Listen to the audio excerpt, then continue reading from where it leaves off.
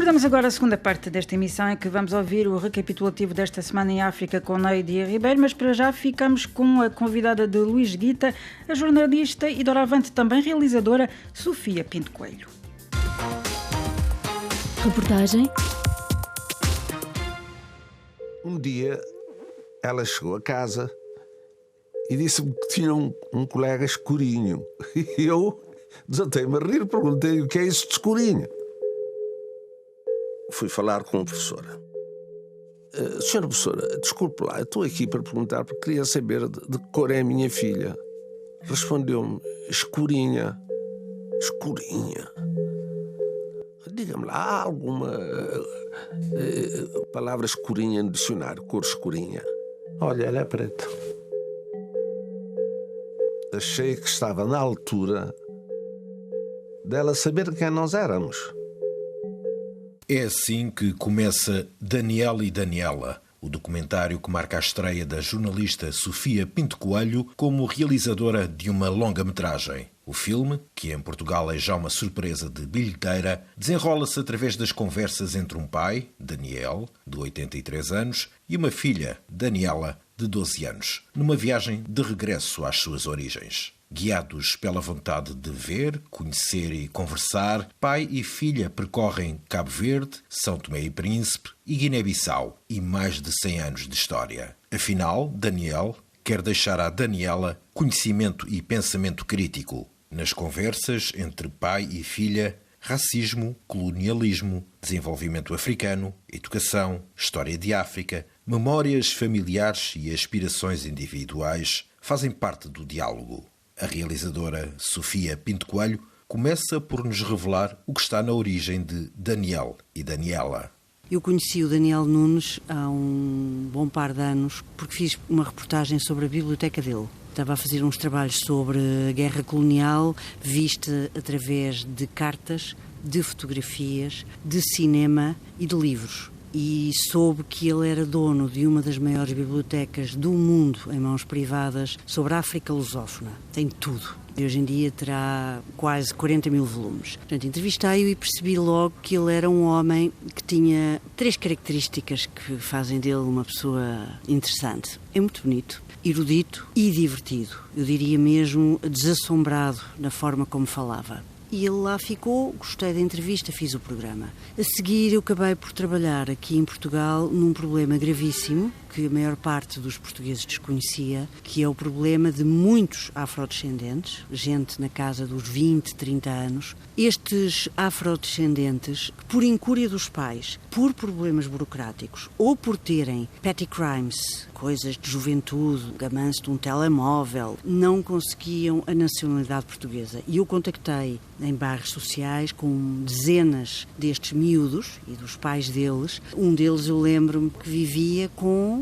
o boletim de vacinas e com o passe. Gente nascida aqui na maternidade de Alfredo da Costa, que estudou na escola portuguesa, que trabalhava aqui e que descontava aqui. Portanto, eu me envolvi muito nesta comunidade africana. A reportagem chamou-se Renegados. E, quer dizer, abriu-se uma janela a mim, branca, burguesa, lisboeta, para gente que vive ao meu lado, que anda no metro, no autocarro e da qual nós não sabíamos nada. Indignou-me particularmente que nunca tivessem conseguido erguer a sua voz. Isto foi há uns anos, antes do Black Lives Matter, por aí fora. E de repente lembrei-me do Daniel Nunes. O Daniel não tinha nada a ver com esta gente, porque pertence à elite africana, porque é mestiço, porque conseguia ver até o mundo do branco e do preto e de tudo o que está no meio e conseguia dar um retrato. Eu não diria a palavra bonito, porque a palavra bonito não diz nada, mas eu não queria dar um retrato clichê e habitual dos jornalistas e dos documentaristas da África pobre, da África miserável, da África ignorante. E propus ao Daniel,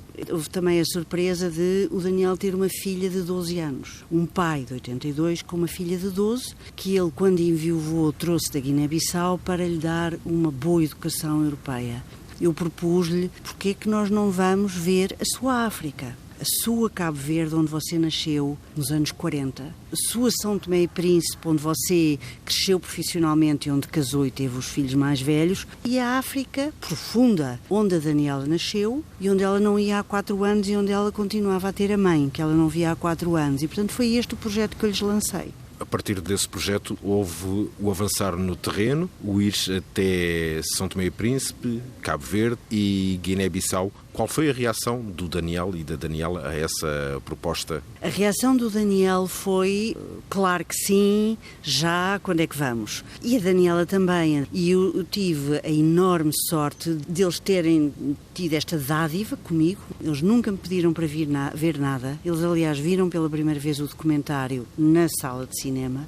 E eles são muito naturais, eles são confiantes, eles são assim, não são postiços, não se amedrontaram com a câmara. Portanto, isto é um filme de diálogos, é a vida a acontecer. Nós partimos com um atrevimento inconsciente da minha parte, no sentido que não houve reperagem, eu não conhecia os sítios onde fui, não sabia como é que estava a luz, não sabia o que é que ia acontecer, portanto fomos uma equipa de 6, 4 da equipa de realização e eles os 2, e fomos deixando as coisas acontecer. E isso é a grande alegria do documentário, que é, pode correr tudo mal, pode correr tudo bem, tal como na vida.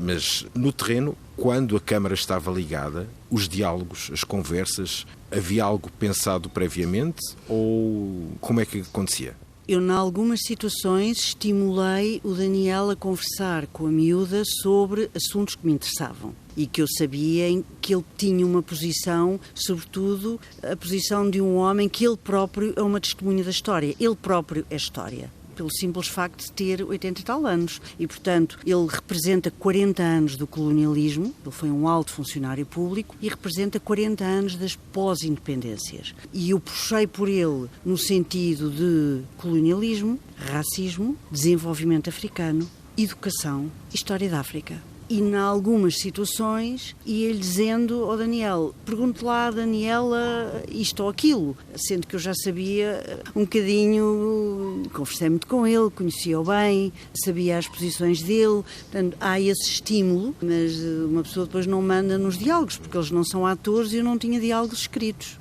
Então, como realizadora, o que é que levou a Sofia Pinto Coelho a tentar proporcionar que esses temas fossem falados? Acho que são temas muito importantes. Em Portugal, em primeiro lugar, porque é o meu país, eu gostava de ver uma sociedade muito mais integrada, onde, de facto, a negritude... Vamos lá ver, não é a negritude. Eu acredito na igualdade de oportunidades. Mas acho que a comunidade negra em Portugal tem uma vitalidade, uma riqueza e uma beleza, até no aspecto físico, que devia ser melhor aproveitada, não só na música e no desporto. Em primeiro lugar. E depois, nas sociedades europeias, este será e continuará a ser um tema. Porque nós somos uma sociedade de colonizadores. A Europa é uma sociedade de colonizadores e não foi há tanto tempo assim, branca. E como é que nós nos integramos? Como é que nos damos? Como é que nos enriquecemos? No fundo, é este o tema que me interessa. Depois de ver o filme, fiquei com a sensação de que, consoante o país, havia ligeiras nuances no acolhimento a uma equipa de filmagens. Estou-me a lembrar muito concretamente, por exemplo, da Guiné-Bissau, em que o próprio Daniel sai e faz um comentário, salvo erro, os guineenses têm medo da verdade. A Guiné-Bissau é uma sociedade muito complexa a esse nível, mas ele também diz, no fim, que depois de tudo o que passaram e de tantas guerras, continua a ser um povo bom. E ele distingue muito, temos que distinguir as elites políticas e económicas do povo, como em tantos países africanos e até na Europa. E no mundo em si, a Guiné sim é um país mais difícil, mas não tem nada a ver com outros países africanos. A Guiné é do tamanho do Alentejo, uma pessoa anda sozinha à meia-noite calmamente.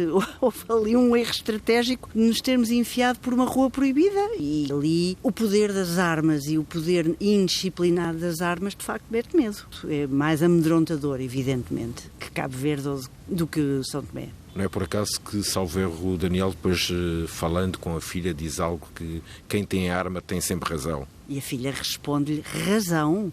Não tem razão, porque ninguém pode tirar a vida a ninguém, isso é homicídio. No fundo, qual é o público que gostava que fosse ver este documentário? Gostava muito, muito, muito que a comunidade afrodescendente em Portugal visse. Não sei se terá dinheiro sequer para vir ao cinema, ou hábito de ir ao cinema, ou, aliás, quem é que ainda tem o hábito de ir ao cinema? Pergunto eu. Gostava muito que os portugueses vissem, mas, sobretudo, gostava muito que o filme pudesse ser passado em Angola, Moçambique, Guiné, Cabo Verde e São Tomé e Príncipe, como é evidente. E se pudesse chegar mais longe, melhor ainda. Ficaria radiante. Ouvimos Sofia Pinto Coelho, realizadora do filme Daniel e Daniela. De Lisboa, Luís Guita para RFI. RFI, as vozes do mundo.